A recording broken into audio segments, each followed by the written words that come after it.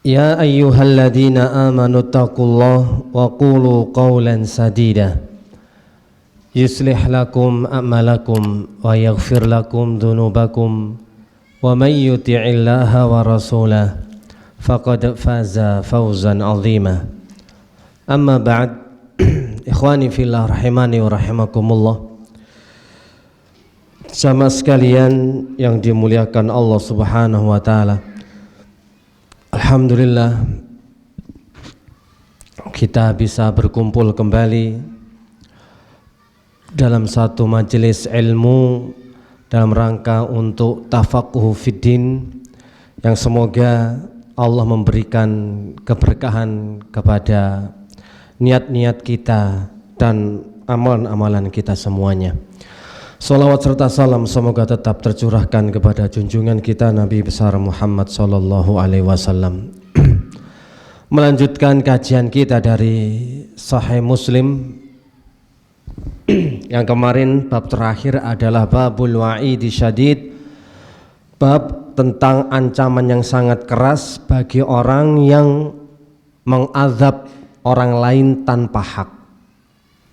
Ini sudah kita bahas sebelumnya, di mana ada seorang sahabat melewati sekumpulan manusia yang dijemur di terik matahari dan kepalanya diberikan minyak.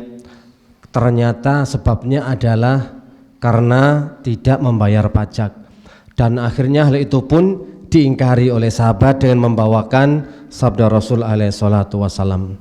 Dan sekarang bab kita adalah babu amrin man marra bisilahin au fi masjidin au sukin au ghirihima minal mawadhi'il jami'ah linnas ayyamsika bini salihah. Bab perintah kepada orang yang membawa senjata ketika dia lewat di masjid ataupun di pasar atau di kerumunan manusia, supaya menutupi runcingnya atau mata anak panah. Ya, intinya bab ini adalah menyembunyikan senjata, ya, ditutupi dengan berbagai macam penutup. Dan juga nanti babun nahyi anil isyarati bisilah ila muslim, larangan dari memberikan isyarat dengan senjata kepada saudaranya sesama muslim. Ini dua bab nanti yang kita akan bahas. Dari bab yang pertama, dari hadis pertama, dari Sufyan bin Uyainah an Amr sami'a Jabiran yaqul. Amr ini mendengar dari Jabir. Beliau berkata bahwasannya marra rajulun fil masjidi bisihamin faqala lahu Rasulullah sallallahu alaihi wasallam amsik bini salihah. Suatu ketika seorang laki-laki lewat di dalam masjid dengan membawa panah, dengan membawa beberapa anak panah. Maka Rasulullah sallallahu alaihi wasallam berkata kepadanya, amsik bini salihah, peganglah mata panahnya. Panah itu kan ada matanya ya, yang runcing itu. Di situ disuruh untuk memegang atau menutupi biar tidak mengenai kepada orang lain sesama muslim.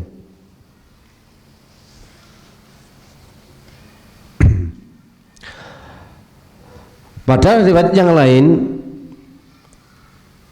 anna rajulan marra bi ashumin fil masjidi qad abda nusulaha fa umira ay ya'khudha bi nusuliha kay la yakhdisha musliman.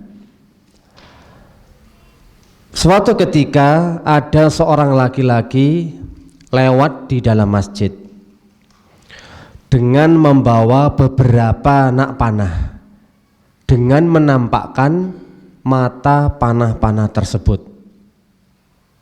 Maka orang tersebut disuruh untuk memegang mata panahnya agar tidak melukai seorang muslim.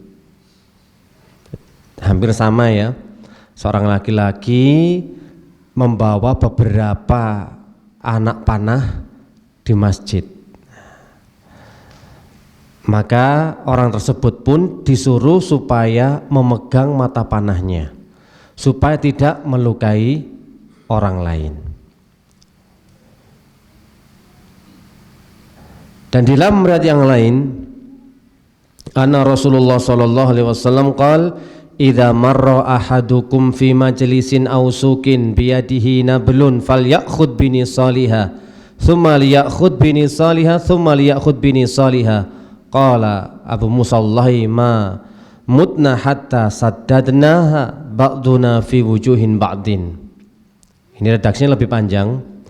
Apabila kamu berjalan di suatu masjid atau di pasar sambil membawa panah, maka peganglah ujungnya yang tajam. Kemudian peganglah pada ujungnya yang tajam lagi, peganglah ujung yang tajam. Kata Abu Musa, demi Allah kami tidak ingin mati hingga sebagian kami membungkus mata panahnya agar tidak mengenai orang lain. Jadi semuanya hadisnya satu nada, semakna, walaupun berbeda lafadz, berbeda riwayat, yang intinya kaum muslimin ini tidak boleh sembrono ketika membawa anak panah atau membawa senjata, karena hal itu ditakutkan akan bisa mengenai saudaranya yang lain, bahkan kalau bila perlu digenggam. Maka dari sini para ulama memberikan penjelasan, membawa senjata tajam, kalau di hadis itu kan panah itu termasuk tajam, tapi para ulama menjelaskan membawa senjata tajam yang sejenisnya seperti ya anak panah dan yang sejenisnya, mungkin parang, celurit, pedang, linggis, itu kan semua merupakan senjata-senjata tajam. Kalau dulu mungkin yang sekolah STM onok gear gitu Pak ya, piringan, semua itu buat senjata ya, roti kalung, nggak tahu, semua itu semuanya ya adalah senjata-senjata untuk memang melukai lawan. Ini dilarang dibawa di muka umum atau di tempat keramaian. Ini termasuk perbuatan yang dilarang dalam Islam. Hal itu karena dikhawatirkan akan bisa mengenai saudaranya yang lain, mengenai orang lain, dan menyakiti orang lain tanpa sengaja. Jika membawa senjata tajam dengan niat mencelakai orang lain, maka hal itu sudah pasti diharamkan. Membawa saja tanpa melindungi, menutupi ketajamannya, itu sudah dilarang di dalam Islam. Apalagi kalau seorang memang niat membawa senjata untuk melukai orang lain. Jadi jangan sampai mudah terprovokasi ya. Senjata tajam di tempat keramaian tanpa tujuan yang dibenarkan, itu nggak dibenarkan, dilarang. Bahkan itu bukan termasuk umat Rasulullah Shallallahu Alaihi Wasallam. Kata beliau dalam hadis riwayat Bukhari, Ana Rasul alaihi salatu wasallam qala man hamala alaina silaha falaisa minna. Barang siapa yang menghunus pedang kepada kami, maka ia bukan golongan kami. Kalau sudah jelas-jelas loh memberikan ancaman. Maka ketika seemosi apapun, kalau itu nggak dibutuhkan, ya jangan membawa senjata tajam. Untuk menampakkan saja, syariat sudah mengaturnya. Ini membahayakan, bisa mencelakai, bisa menyakiti, dan bisa membahayakan. Karena apa? Harrasal Islamu alal hufat ala hayatil insan. Islam itu agama yang benar-benar menjaga kehidupan manusia, kehidupan lingkungan. Wa harrama adayyatahu bi ayyi syai'in kana, dan diharamkan untuk mengganggu, menyakiti bagaimanapun itu keadaannya. Maka wa wadha'al ikhtiyatati la lazimata lidzalika, kama fi hadal hadis. Dikabarkan di hadis tersebut tentang bagaimana bahayanya orang yang membawa senjata tajam. Maka dari sini ada beberapa faedah yang bisa kita ambil dari hadis-hadis yang barusan kita baca. Pertama adalah bayanu karimin khuluqihi, menjelaskan tentang mulianya akhlak Rasulullah sallallahu alaihi wasallam. Wa ra'fatihi sallallahu alaihi wasallam bil mukminin, dan sifat lemah lembutnya kepada orang-orang mukmin. Perhatiannya kepada orang-orang mukmin. Jadi enggak sembarangan. Ini loh. Lihat bagaimana Rasulullah sallallahu alaihi wasallam memberikan pelajaran, pengajaran, pendidikan akhlak kepada sahabat-sahabatnya. Karena Islam menjaga jangan sampai memudaratkan kepada orang lain. Sekecil apapun tindakan itu, kalau merugikan orang lain itu hukumnya haram. Sekecil apapun, jangan dilihat kecilnya suatu dosa, tapi hukumnya kalau sudah haram maka itu sudah besar akibatnya. Yang kedua, at-ta'zimu li hurmati damil muslim qalilihi wa katsirihi. Ini juga menjelaskan ta'zim, mulianya kehormatan darah seorang muslim, sehingga kita disuruh untuk benar-benar menjaganya, baik kecil ataupun banyak. Memang kan al-muslimu haramun, memang saudara kita semuslim itu adalah haram bagi kita, hartanya, darahnya, kehormatannya. Kalau sudah berhubungan dengan aliran darah, itu sudah bukan perkara kecil. Kalau sudah mengalir, walaupun Anda cuma memukul brek sampai mimisen tuh bahasa Indonesianya apa ya? Mimisan ya, tetap ya, mimisan, keluar darah dari hidung, atau dipukul sampai berdarah di giginya atau bibirnya, ini sudah perkara besar. Jangan hanya dilihat walau cuma hidungnya yang berdarah. Kalau sudah mengalirkan darah, intinya sudah mengalirkan darah, baik itu dengan membacok atau menyebet pedangnya atau membunuh atau dengan hal-hal yang lainnya, kalau sudah keluar darah itu sudah haram hukumnya. Jangankan ya sampai keluar darah, memang memukul, kita sudah sampaikan di awal-awal dulu, naha Rasul alaihi salatu wassalam andor bil wajah. Nabi itu melarang dari memukul wajah, apalagi sampai giginya lepas, ya putus, atau sampai berdarah hidungnya. Memukul saja haram, apalagi sampai berdarah. Karena apa? Kehormatan seorang muslim itu besar di sisi Allah Subhanahu wa taala, baik darahnya ataupun juga hartanya dan kehormatannya. Yang ketiga, wa fihi bayanu adabi hamlis silah. Di dalam hadis di atas itu menjelaskan tentang adab-adab membawa senjata. Caranya adalah ayyataharraza wa yuhadhir ayyudhiya bi ahadan. Benar-benar menjaga senjata itu jangan sampai menyakiti pihak lain. Adab senjata opo ae Pak? Mbok. Memang kan senjata tajam ya, sajam. Pistol beda lagi ya. Nah, ini apalagi kalau koboi-koboian, hati-hati Pak ya. Kemarin kan viral itu koboi itu. Ya. Karena mentang-mentang nenteng bawa pistol. Sudah ketangkep akhirnya. Orang kan takut pasti secara psikolog Pak, secara psikologis itu ya. Orang lihat pistol, wis mati ya aku, karena tembus, bisa langsung peluru tarik pelatuk. Ini lebih mending kayak maksudnya celurit, pedang, orang bisa lari kan, pisau bisa lari, bisa ditangkis. Tapi kalau tembak itu nggak bisa ditangkis, pistol itu tembus. Mau tangkis dengan tangannya, tembus tangannya. Tapi kalau mungkin dengan senjata tajam orang itu masih bisa melarikan diri, bisa menjauh. Tapi kalau tembak, walaupun lari ditembak kan kena. Ini lebih fatal lagi. Ini sudah senjata yang memang ditakuti memang ya.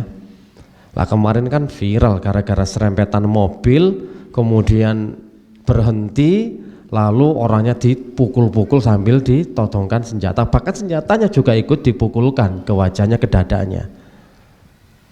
Dalam aturan Islam itu dilarang. Dalam aturan Islam nggak gampang-gampang. Makanya jangan sampai juga nanti disebutkan di sini sampai bergurau dengan senjata. Lebih-lebih lagi nanti pas Idul Adha gitu ya. Biasanya kan ngorek landep-landepan geladi pisau. Iki mir-mir itu loh. Jangan sampai wis mangane wedhus darah tinggi, emosi iso bacokan ngoten lho Pak. Harus hati-hati ya. Membawa senjatanya nggak boleh diedeng-edeng. Makanya ketika menyembelih juga nggak boleh dipamerkan, senjata itu disembunyikan. Kepada binatang ternak saja kita disuruh berlemah lembut, menjaga adab. Jangan sampai senjata ini diperlihatkan kepada binatang yang mau disembelih. Apalagi di hadapan manusia yang tempatnya tempat berkumpulnya manusia. Ya salah satunya kan disebutkan pasar atau juga masjid atau juga tempat-tempat yang lain. Sekolahan itu kan juga tempat banyaknya orang berkumpul. Yang keempat,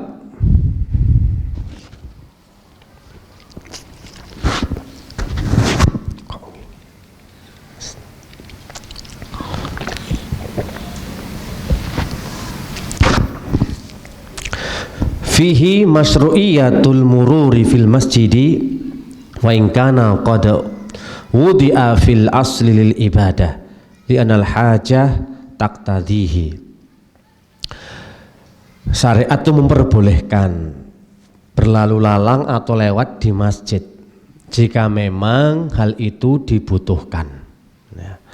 Kalau nggak dibutuhkan ya ngapain juga ya riwa-riwi di masjid. Tapi ini artinya hukum asalnya boleh, walaupun itu adalah tempat untuk beribadah.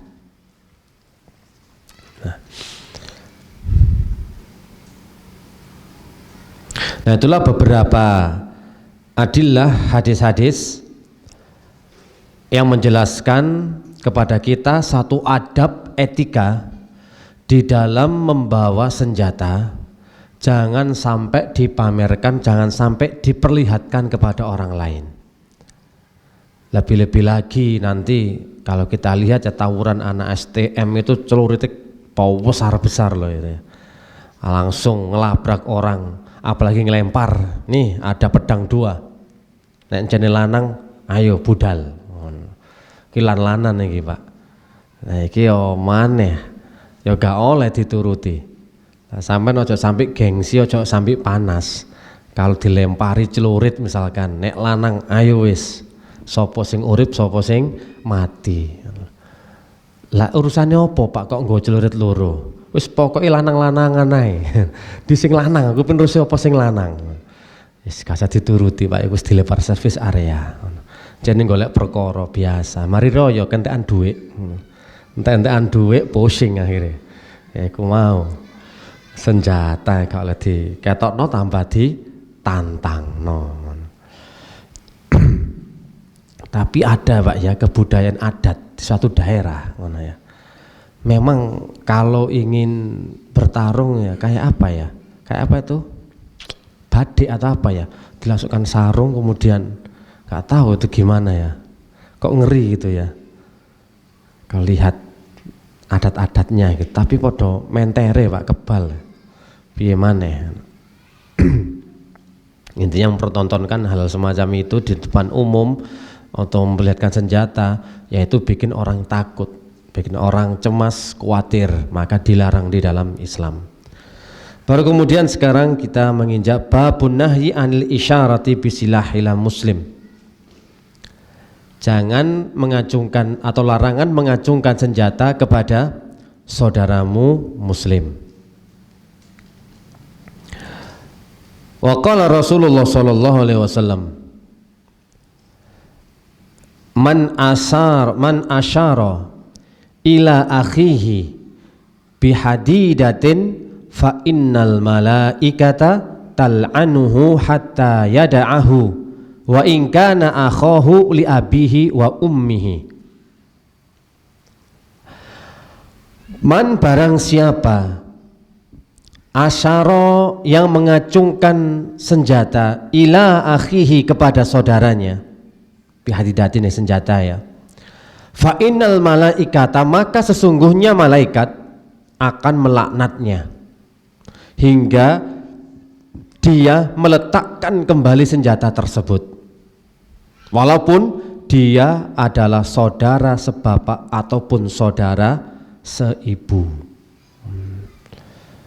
Malaikat akan melaknat. Cuma mengacungkan senjata tok ini Pak ya. Jenengan punya pedang, punya celurit. Weh, awas kon, ojo melayu, entenono dhisik. Itu kan gitu ya. Itu kan mengacungkan senjata. Kowe tak pateni kowe. Iku mengacungkan senjata wis ngancam pisan. Iku malaikat melaknat, enggak boleh. Seandainya hal yang diacungkan senjata itu adalah saudaranya kandung, sebapak ataupun seibu, ya, saudaranya saja sama saudaranya, itu loh nggak boleh Pak mengacungkan senjata. Tapi ya, kalau kita lihat di medsos itu Pak, anak mateni bapak mentoloh pisan Pak, mana ya, luar biasa. Mengacungkan senjata saja dilarang, apalagi menghabisi nyawa, menghilangkan nyawa. Sekarang kan seolah-olah nyawa itu nggak ada harganya ya. Dikit-dikit pokoknya tebas, dikit-dikit mutilasi, dikit-dikit hilangkan nyawa. Pokoknya nggak enak titik modelnya gitu, bunuh dan bunuh. Kayak nggak berharga nyawa ini. Makanya kalau nggak ada aturan, nggak ada hukum, nggak ada syariat Islam, ya seperti itu akhirnya kayak hutan belantara. Ada ketersinggungan sedikit langsung bunuh. Nggak bisa menghargai nyawa, tidak memikirkan ini adalah kepala rumah tangga, dia juga punya anak, punya istri, gimana nanti kalau dibunuh jadi anak yatim anak-anaknya. Nggak mikir seperti itu, nggak panjang. Orang yang kena emosi kalau sudah terbawa hawa nafsu, pikirannya nggak dowo Pak, nggak panjang. Intinya adalah memuaskan nafsunya, memuaskan keinginannya. Kalau ingin menghilangkan nyawa, sudah tinggal berangkat. Kadang-kadang kalau kita lihat modus dari pembunuhan itu ya gak ekstrim-ekstrim amat ya. Kadang cuma masalah hutang, dicor kan gitu ya. Nah, ini orang dicor, orang apa, dia lari. Ketika lari alasannya enak ya. Kenapa kamu gak menyerahkan diri saja kepada polisi? Kalau saya menyerahkan diri, nanti polisinya nggak kerja dong. Kan enak nanti kalau menyerahkan diri. Biar kerja, saya melarikan diri, tertangkaplah akhirnya di sana. Ya, di semakin jauh. Kalau saya habis membunuh, mengecor, kemudian menyerahkan diri, polisinya enak nanti nggak kerja, nggak ngejar. Nah, mau digaji kok. Iso alasannya kok ganti dosa ya. Ya apa Pak ngoten niku Pak. Mari mateni alasane enak. Polisi ini cek nyambut gawe ya. Oh, paling ku maro gotem-getem polisi ini wajar kan nang wong terus iki Pak. Lah alasane kok gak ndek dosa balas, gak ndek penyesalan. Kenapa kamu lari? Biar posisinya kerja. Wenteng ngono Pak. Ya. Hadis yang kedua, waqala Rasulullah alaihi salatu wassalam, la yushiru ahadukum ila akhihi bisilah fa innahu la yadri ahadukum la'alla syaitana yanzi'u fi yadihi fayaqa'u fi hufratin minan nar. Janganlah kamu mengacungkan senjata kepada saudaramu, karena seseorang di antara kamu tidak dapat mengetahui, kemungkinan setan akan melemparkan apa yang ada di tangannya sehingga ia terjerumus ke dalam jurang neraka. Maksudnya jangan mengacungkan senjata kepada saudaramu. Bisa jadi ono nek jare wong Jawa biyen ono setan liwat, maka sesuatu yang ada di tanganmu itu akan terlempar isok didorong sama setan. Yang kelihatannya nggak sengaja, padahal itu ada andilnya setan gitu loh. Akhirnya bisa melukai bahkan membunuh ke dalam jurang neraka. Kalau sudah membunuh, kamu terancam masuk neraka. Kan banyak nanti kalau kita lihat di kompilasi kejadian yang akhirnya berujung maut gara-gara ngeprank gitu ya, gara-gara ngerjain temannya tapi berujung mati. Ujung-ujung yang dor itulah apa, padahal itu balon di bledosno muni dor, tapi orangnya kan geblak koyok mati. Akhirnya ada orang bawa pistol temenan ditembak mati akhirnya. Nah, gara-gara seperti itu salah satunya ya. Nah, ini sangat berbahaya sekali. Kita nggak ngerti setan, apalagi di tempat-tempat yang memang itu tempat mangkalnya setan. Kalau ada setan di situ dan lagi jahil, maka senjata itu bisa mengenai dan melukai saudara kita. Makanya jangan kita mengacungkan senjata kepada saudara kita, meskipun itu dalam rangka untuk senda gurau. Betul-betul dilarang.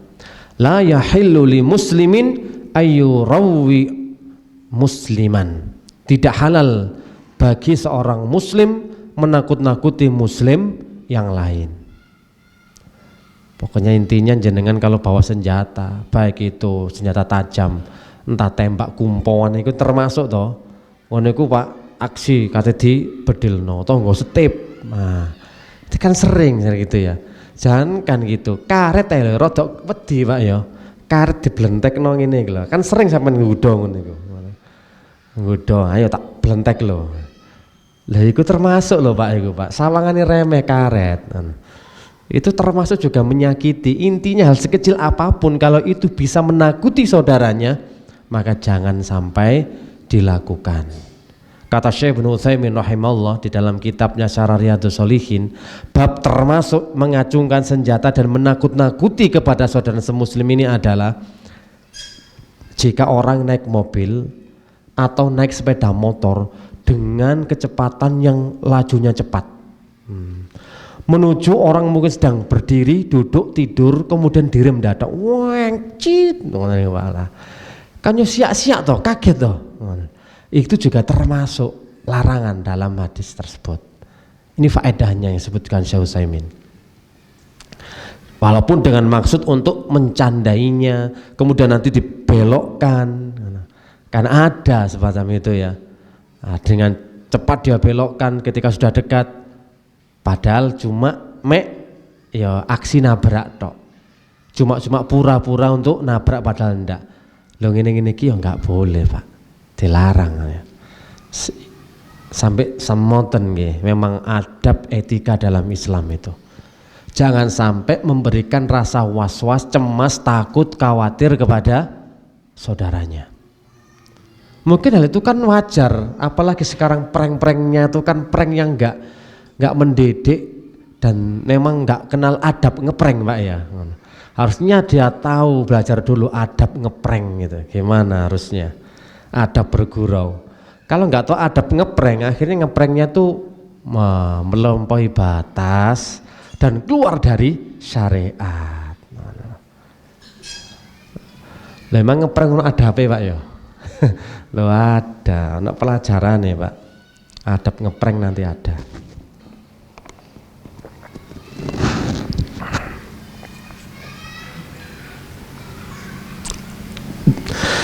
Yang intinya kata Syekh Ibnu Utsaimin rahimahullah, manusia itu dilarang melakukan semua sebab jalan kebinasaan, baik dilakukan dengan cara sengaja ataupun bergurau. Kalau hal itu bisa memberikan mudarat dan bahaya, tetap walaupun itu bergurau dilarang dan nggak boleh diberikan rasa cemas. Moro-moro HP ini tekek sa, lu di HP ku, lah kok tekek ndi lo mau, mana andalane ngene iku san, HP larang iPhone iki rek ngono, lho yo karo lah mangkane tala, sing hati-hati ngono, kalau ibet kame, utawa kontak biasa ngono Pak ya. kontak harus singitno, nggak boleh sampai tutup kono-kono, nggak bujuk ngakak-ngakak, nggak boleh kau tutup omah balik mana ya Allah, iki ya jadi memberikan rasa cemas dan khawatir loh Pak, hati-hati. Yes. Tapi nek gak ngono gak dadi konten Pak ya. Justru iku konten ini gak ada subreke akeh Pak, follower akeh sing delok. Sama melok ngelok guyu dosa Pak berarti Pak. Lah ya apa sampean ngelok tontonan ngene iku seneng ya. Padahal iku salah, tontonannya itu diharamkan loh. Tapi ya lucu lah ngono to. Seneng konten-konten ngeprank ngene. Yes. Konten sing didik Pak. Engke duwe ngono Pak. Oke wis ana wong tukar-tukaran kayak duwe harusnya ngono Pak. Jadi jenengan kalau bikin konten ini belum ada. Jadi ini konten kreator ini. Ketika mungkin dengar ada, jadi harus keliling memang. Ada rumah tangga misalkan istri dan suami lagi tarung, tempur, rame gegeran, langsung surprise dapat uang, jret. Wis mari kak ngarah tukaran maneh. 1 juta dang lo ya. Wis ayem wis gawe shopping ngono wis. Jadi itu belum ada konten semacam ini. Dan itu bukan ngeprank Mbak, tapi bikin hadiah loh ya. Biasanya kan rata-rata mungkin karena ekonomi sekarang lagi terpuruk, orang gegeran gara-gara masalah ekonomi, itu dibutuhkan duit, pokoknya ujung-ujungnya duit. Udah, ini solusi ini Pak, solusi yang memang solusi yang paling bagus itu adalah apa maneh ini Gus kate pilpres ini ki, wis gampang.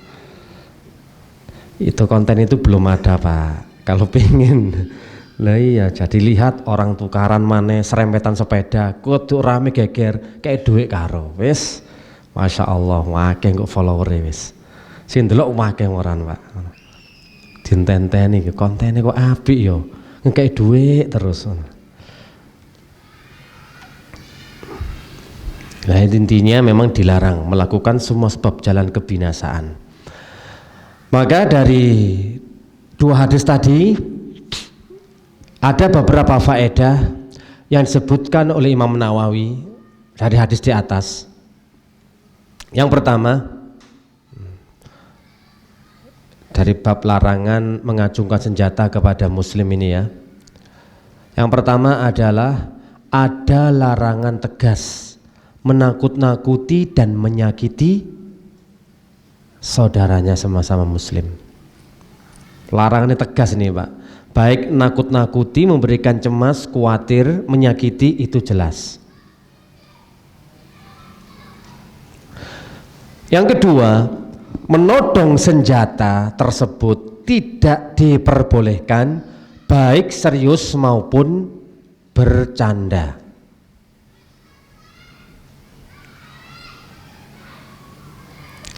Karena apa? Karena menakut-nakuti seorang muslim haram hukumnya dalam segala keadaan.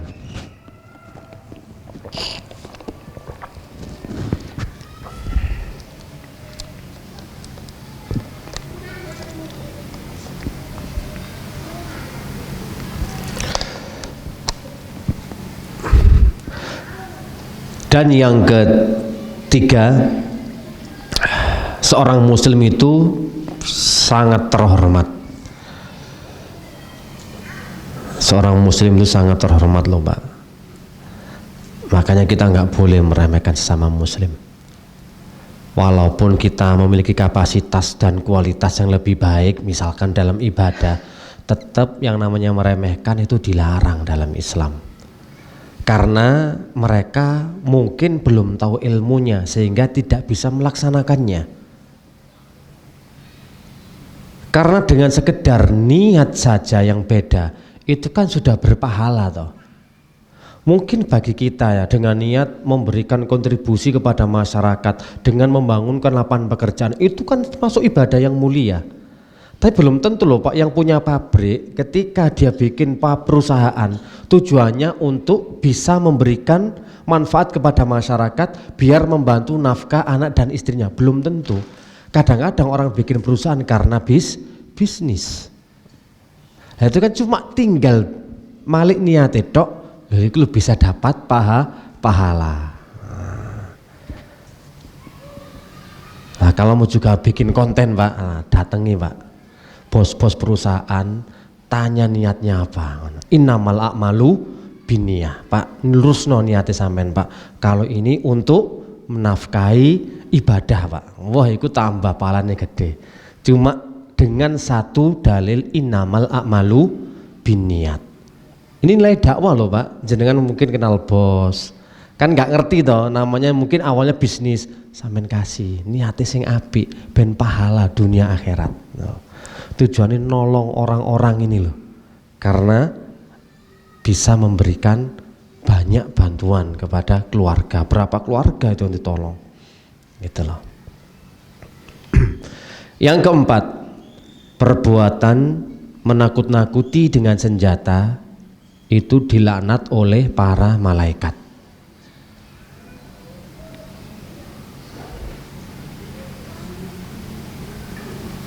Jadi perbuatan menakut-nakuti dengan senjata atau pisau itu haram karena dilaknat oleh para malaikat.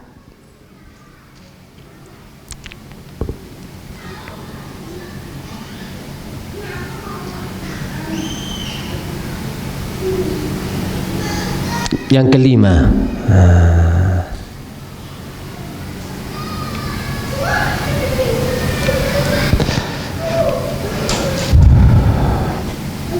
tindakan mengajukan senjata itu berbahaya karena setan bisa menjerumuskannya.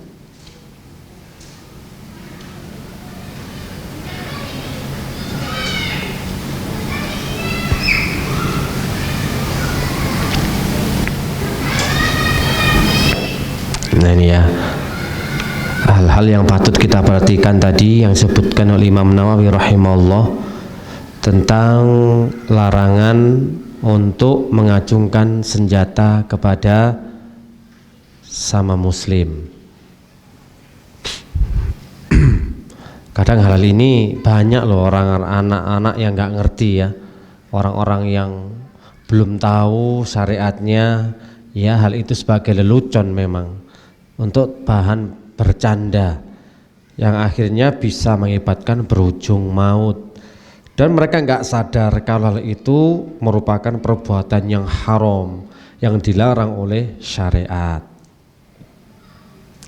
Sebenarnya sah-sah saja ya, boleh orang itu bergurau, boleh orang itu bercanda, tetapi kita harus juga mengetahui bagaimana etika dan adab ketika bergurau, karena Rasulullah SAW itu juga pernah bergurau ya.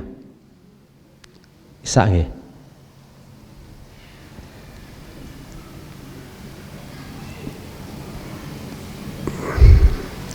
Rasulullah juga bersenda gurau, pernah bisa bercanda, namun ada etika-etika yang harus perlu diperhatikan biar tidak melampaui batas.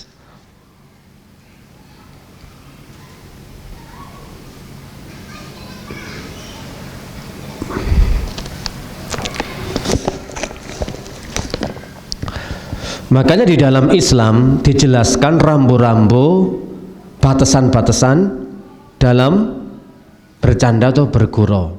Minimalnya ada 6 minimalnya ya, yang bisa kita sebutkan. Yang pertama, ketika kita bergurau ya, jadi pertama adalah bersenda gurau tetapi tidak berbohong, nggak boleh dusta, guraunya nggak boleh dusta. Berdasarkan hadis dari Abu Hurairah radhiyallahu taala an, ketika para sahabat bertanya kepada Rasulullah SAW, ya Rasulullah, wahai Rasulullah, apakah engkau juga bersenda gurau kepada kami? Maka Rasulullah juga menjawab, betul, na'am. Hanya saja aku kalau bergurau selalu berkata benar. Selalu berkata benar, tidak berdusta. Yang mana sering kita dengarkan ketika ada seorang nenek tua yang ingin datang kepada Rasulullah supaya bisa masuk surga, dan Nabi pun ngomong, oh nggak bisa. nenek tua surga. Yang bisanya ya memang muda, tapi orang tua ini kan nggak ngerti, nangis. Padahal itu adalah yang benar memang seperti itu. Umurnya muda-muda semua. Yang kedua, bergurau dengan tidak menakut-nakuti. Nakut-nakuti iki Pak ya iso ana sing dadi pocong, dadi kuntilanak ngono Pak ya. Kan nakut-nakuti iki Pak, ngono ya. Di jalan sepi kosong atau di WC di apapun itu kan banyak sebenarnya hal semacam itu. Bergurau tapi nakuti muslim yang lainnya. Sebagaimana dalam hadis yang sahih riwayat Abu Dawud, la yahillu li muslimin ayyurawwi'a musliman, tidak halal bagi seorang muslim menakut-nakuti muslim yang lain. Menakut-nakuti ya bisa dengan cara mungkin ada hantu, atau menakut-nakuti dengan memberikan rasa cemas, khawatir, mau dipukul tapi nggak jadi. Itu semua termasuk cakupan dari hadis ini. Hadis ini secara nyata menggambarkan larangan bergurau dengan cara menakut-nakuti orang lain.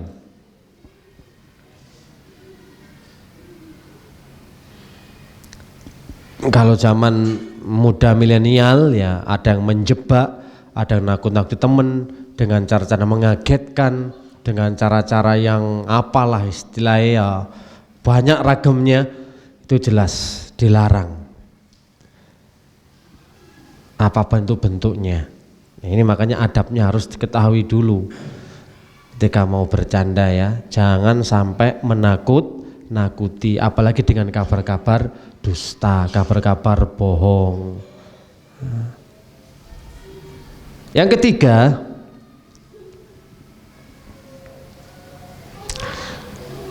tidak mengambil barang milik orang lain.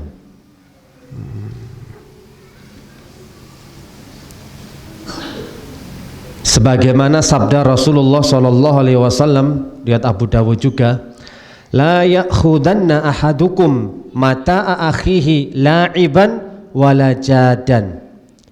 Tidak boleh seseorang dari kalian, di antara kalian, mengambil barang saudaranya. Benar-benar mengambil barang saudaranya, baik bercanda maupun serius.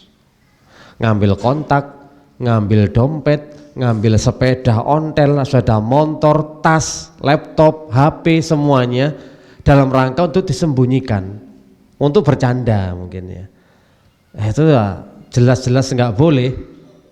Hadis ini secara jelas tidak boleh bercanda dengan berpura-pura mengambil barang milik orang lain kemudian disembunyikan.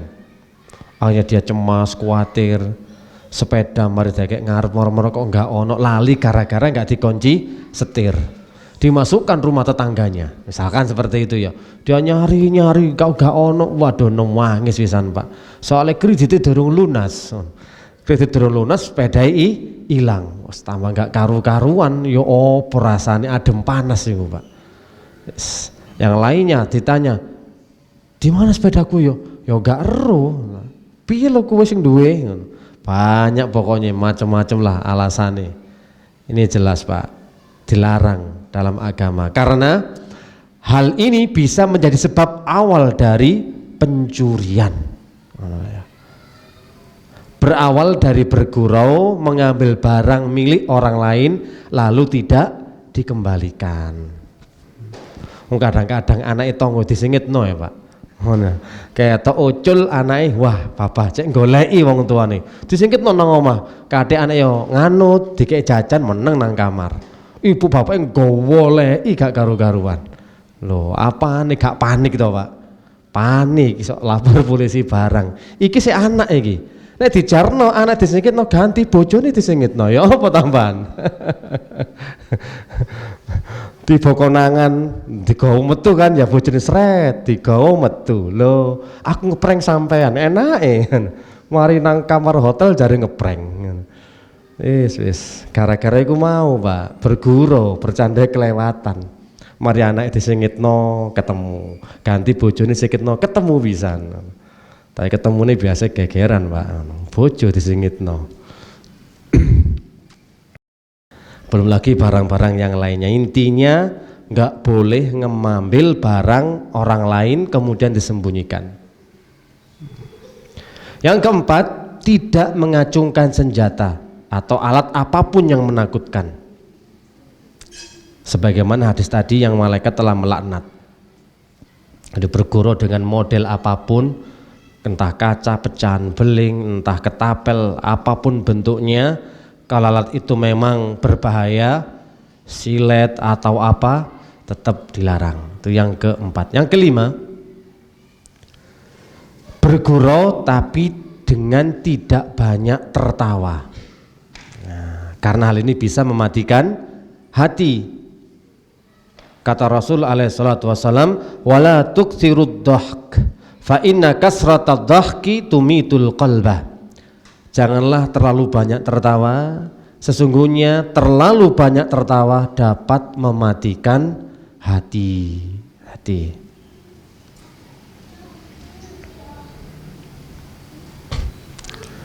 Ya kan ada batasannya, yang sewajarnya ketika seorang bercanda. Kalau sampai kebanyakan tertawa itu yang dilarang.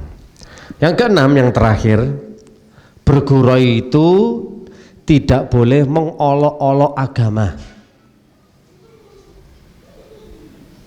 Walaupun dengan perkataan yang baik, nggak boleh mengolok-olok agama. Itu namanya apa? Penistaan agama, baik kepada agama orang lain ataupun agamanya sendiri. Nggak boleh menistakan agama ya. Hanya pernah atau kasus kejadian yang Nabi wangi kemudian dikatakan inilah itulah. Jadi hal yang sifatnya memperolok-olok agama, merendahkan agama itu dilarang. Sebagaimana dalam surat At-Taubah ayat 65 dan 66.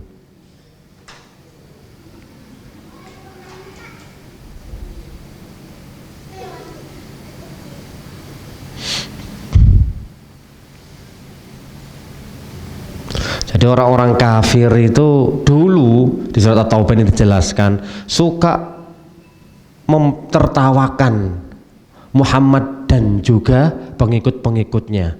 Kayak gak masuk akal lah, kayak sesuatu yang gak logik lah, dan banyak lagi. Sehingga mereka memperolok-olok dan mentertawakan.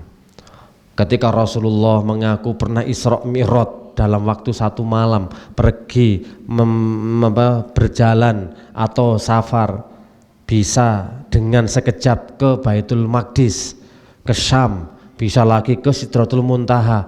Ini diperolok-olok sama mereka. Itu kelihatannya wah nggak bener ini, Muhammad semakin gila ini, dan banyak lagi yang diolok-olok seperti itu. Sampai di sini nanti dibaca di surat 65 dan 66. Kalau mereka memang sudah memperolok dan bermain-main dengan ayat-ayat Allah Subhanahu wa Ta'ala. Demikian pula kita juga nggak boleh memperolok-olok agama lain. Tetap kita akan jatuh dalam penistaan agama karena negara kita punya hukum, punya undang-undang.